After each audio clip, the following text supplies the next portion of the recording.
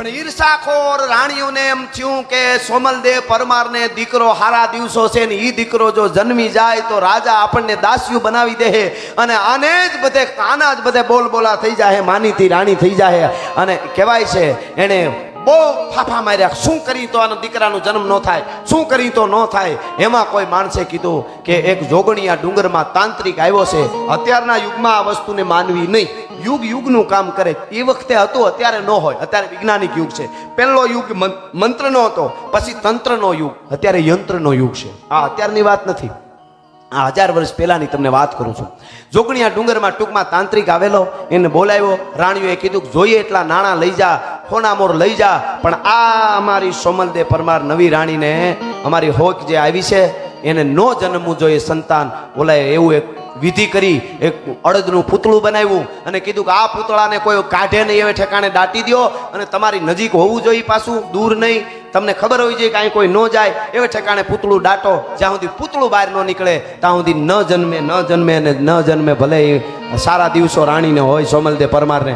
આ મારી જવાબદારી, મારી સાધના ઉપર મને, મારા સાધના ઉપર મને વિશ્વાસ છે. ટૂંકમાં એ પૂતળું બનાવ્યું.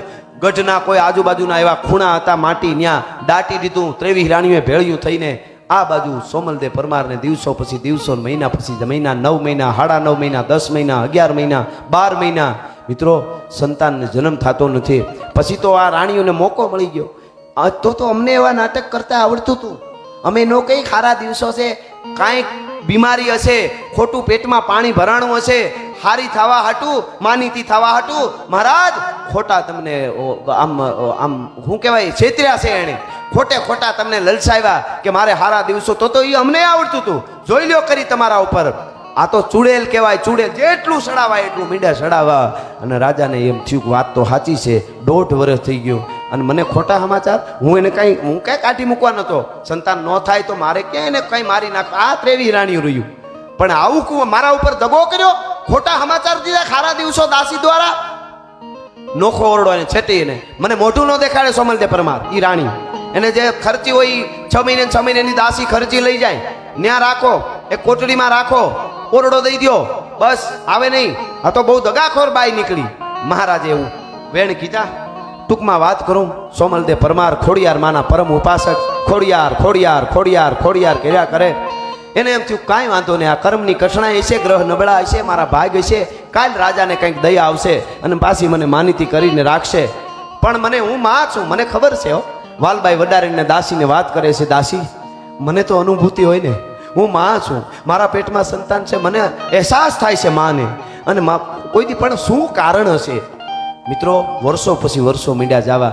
6 મહિને 6 મહિને ખર્ચી લેવા વાલબાઈ વડારણ જાય. મહારાજ એને ન બેલવાના વેણ કે બીજા કાંઈ નહીં, પણ એમ કે ભાઈ એને કહેજે મને મોટું ન દેખાડે. વાલબાઈ વડારણ દાસી પાછી આવે ને એટલે સોમલદેવ પરમારને શું કે ખબર, ડાય દાસી હતી. સોમલદેવ પરમારને આવીને એમ કે મહારાજ તમારા વખાણ કરતા હતા કે મારાથી જે કાંઈ એને ખીજ ચડીને એને ઓરડે છેટી રાખી છે, મેં એને મોઢું નથી જોતો, પણ વાંધો નહીં, ક્યારેક હું આવીશ, આમ તેમ હું એને પછી પાછી માનીતી બનાવી લઈશ.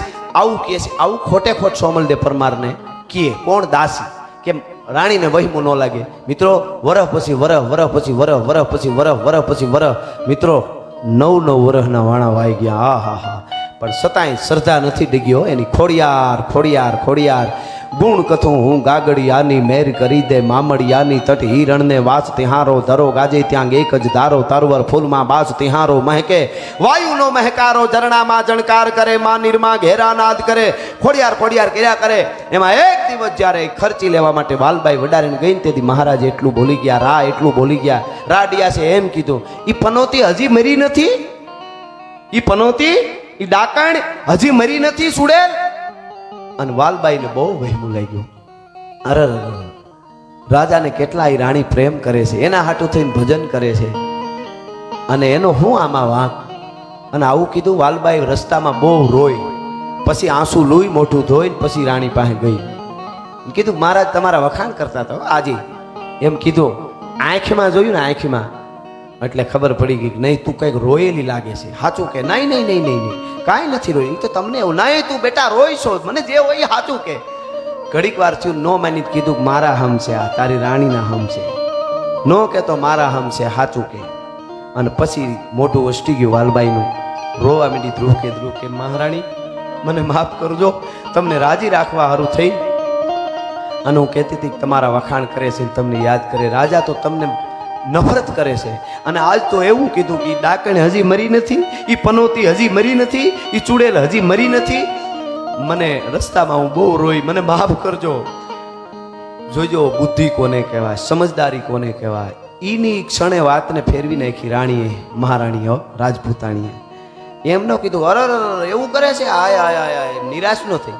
હું કામે વાલબાઈને દુઃખ ન થાય ને દાસીને તેને, અરે વાલબાઈ લ્યો આટલી જ વાત, આ તો મને કેતુડી ખબર છે, એ તો હું તને નહોતી કહેતી, નકર કાંઈ ખબર નહોતી હો, હું તને નહોતી કહેતી.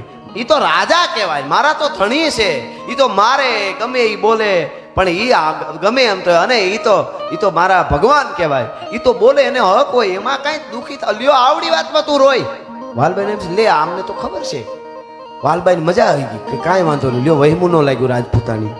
અને કીધું હુઈ જા તાર ચિંતા ન કરવાની હોય. બાજુના ઓરડામાં જઈને હુઈ ગઈ વાલબાઈ દાસી.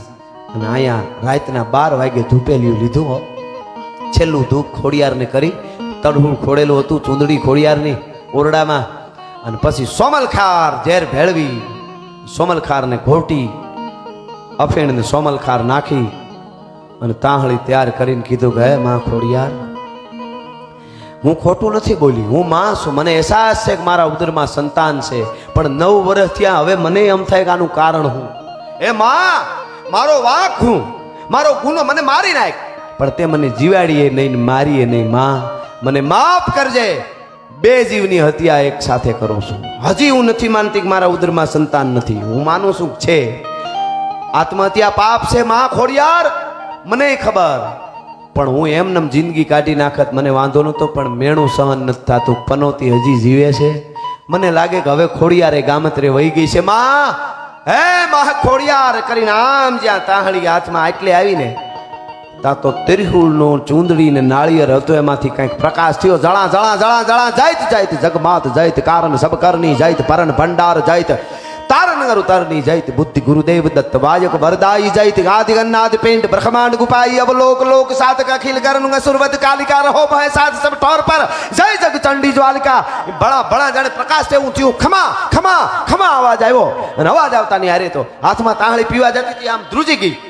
સોમલદે પરમાર રાજપૂતાણી કે મને કોણ બચાવે છે, કોણ મને ખમકારો કરે, આમ મને મરેલને કોણ હારું વાંચે છે. આમ જોયું કોઈ નહીં. પછી કે અરે સોમલદે પરમાર રાણી પોતાને કહે, મોત આવે ને તો એ હારા હારા ખમકારા સમજાય, જીવવા હારું થઈ. તારું મોત આવ્યું ને એટલે તને લાગે કોક ખમકા કરે, મડાને કોણ ખમકારો કરે, પીજા પીજા એમ કરીને પોતે પાછું આમ આટલે પીધું ખમા ખમા ખમા. પછી કીધું ના કાંઈક તો છે. કોણ છે? હે ખોડિયાર, હે માં, કોણ છે? મને જીવાડ, મને મોતને જીવાડવાનું કરે છે, મને મરવા દો, કાં પ્રગટ થાવ કાં હમે આવો, નકર મને મરવા દો. મને કોણ જીવાડે છે? મને કોણ જીવાડે છે? કીધું. આંખ બંધ થઈ ગઈ, તાહળી મુકાઈ ગઈ હાથમાંથી, આંખ બંધ થઈ ગઈ, અને એક પ્રકાશ આવ્યો. જણા જણા જણા જણા જણા ન જાગે ન જોવે ન હાલે ન ડોલે, ગુપતિ ન સતી કરંતી કિલોલે, ભુજાલમ વિશાલમ ગુજાલમ ભવાની કૃપાલમ ત્રિકાલમ કરાલમ દિવાની ગુદાનમ ગપાનમ શેખી ન શેખી ન માતા ન તાતા ન ભ્રાતા સ્નેહી વિદેખા ન દેખા ન રૂપા ન રેખી ન માયા ન કાયા ન સાયા વિશેખી ઉદાસી નિગાસી નિવાસી ન મંડી સ્વરૂપા વિરૂપા ન રૂપા. જણા જણા કરતો પ્રકાશ આવ્યો, આંખ બંધ થઈ ગઈ, ત્રાહળી ઝેરની મુકાઈ ગઈ, અને આંખ બંધ થઈ તંદ્રામાં જાણે સપનું આવી ગયું એવું થઈ ગયું.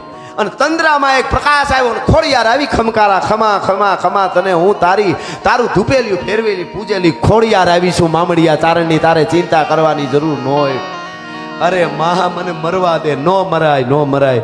મરે તો માતાજી ગામત્રે ગયું હોય, જો મારા ભક્તને મરવું પડે તો માં હું કરું?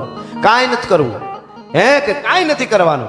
કે માં 9 વર્ષ વયા ગયા, મારા ઉદરમાં સંતાન છે, એ બધું જવા દે. કે બસ તારી દાસી હુજી બાજુમાં હોતી છે, બાજુના ઓરડામાં, કે હા એને કે પાણીની હેલ લઈને ઉપરકોટના કુએથી ભરી આવે. આટલી વાત થઈ, તેજ પૂરું થઈ ગયું, વયું ગયું, જાણે તંદ્રા ઉડી ગઈ, નીંદર બેઠા બેઠા હોય એમ. આમ જોવે તો કાંઈ નહીં, તરસું ને એમને એમ થયું કે મને મોત મરવા ટાણે મરવા જાતી તે એટલે આવું થયું. ખાસું હોય છે એ મરવા ટાણે થયું હોય છે, ખાસું હોય છે, એટલો વિચાર જા થયો ને જ્યાં તાહળી મુકાઈ ગઈ હતી ને ઝેરની, એની અંદર એ તાહળીનો ઝેરની નહોતી, દૂધની ભરી હતી, માથે કંકુથી જાણે હાંખીઓ કર્યો એવું દેખાણું.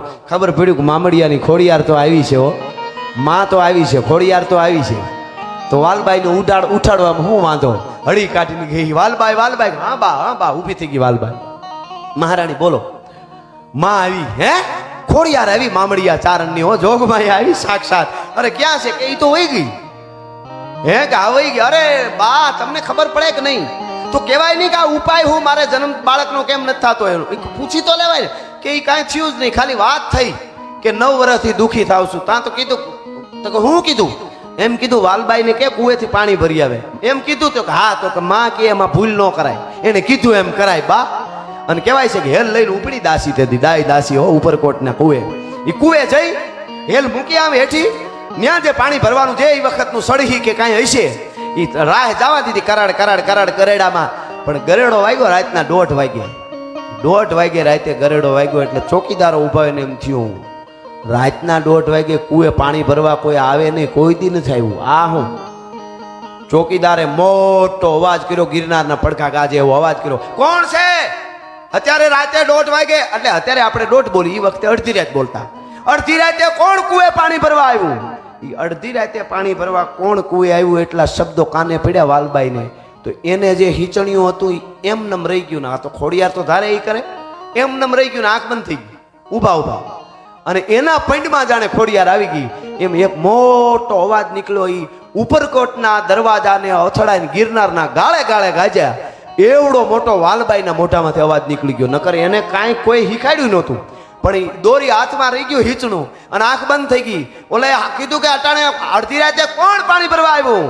તો કે એ હું વાલબાઈ દાસી છું, સોમલદેવ પરમારે દીકરાને જન્મ આપ્યો એટલે પાણી ભરવા આવી છું આ કુએ. હા પણ પાણી ભરવા આવીશું, દીકરાને જન્મ દીધો. એ પડઘા પીડ્યા ગાળે, ગિરનારના ગાળે ઉપરકોટના પડખે ને કાંગરે 23 રાણીઓ હવળાક બેઠી થઈ ગયું. હાય જન્મ કેવી રીતે થાય? કોઈ કાઢી નાખ્યું છે પૂતળું? જેનો ઓરડો નજીક હતો એ હળી કાઢીને જઈને ત્રિકમ જેવું, જે હાથમાં કોદાળ ત્રિકમ આવ્યું ગાબ કરતું મારી નામ કરીને આમ કર્યું કે એને એમ કે ધૂળ ઉખેડીને જોવું કોઈ કાઢી ગયું નથી ને પૂતળું. એ આમ ત્રિકમ મારી નામ કરીને આમ કર્યું, ઉલળીને પૂતળું ધડ દઈને બહાર આવ્યું. અહીંયા પૂતળું બહાર નીકળ્યું, ત્યાં સોમલદેવ પરમારે દીકરાને જન્મ આપી દીધો. ભલા માણસ અહીંયા હા સોમલદેવ પરમારે ઓરડે દીકરાને જન્મ આપ્યો. અને દીકરાને જન્મ આપ્યો 9 વર્ષે જન્મ થયો. 9 ઘન, એનું નામ 9 ઘન પાડવામાં આવ્યું. ભલા માણસ, ઘન એટલે વરસાદ. આપણે કહીએ ને ઘન ઘમાંડ, ઘન ઘોર જરે કહીએ ને. ઘન એટલે વરસાદ, 9 એટલે 9 અને ઘન એટલે વરસાદ. સોમાહા 9 વર્ષ 9 સોમાહે જન્મ થયો એટલે એનું નામ 9 ઘણ પાડવામાં આવ્યું. આ તાકાત ભગવતીની છે, આ તાકાત માં ખોડિયારની છે. 9 વર્ષે જો 9 ઘણને જન્મ કરાવતી હોય તો એ જગદંબાની તાકાત છે. એટલે છેલ્લે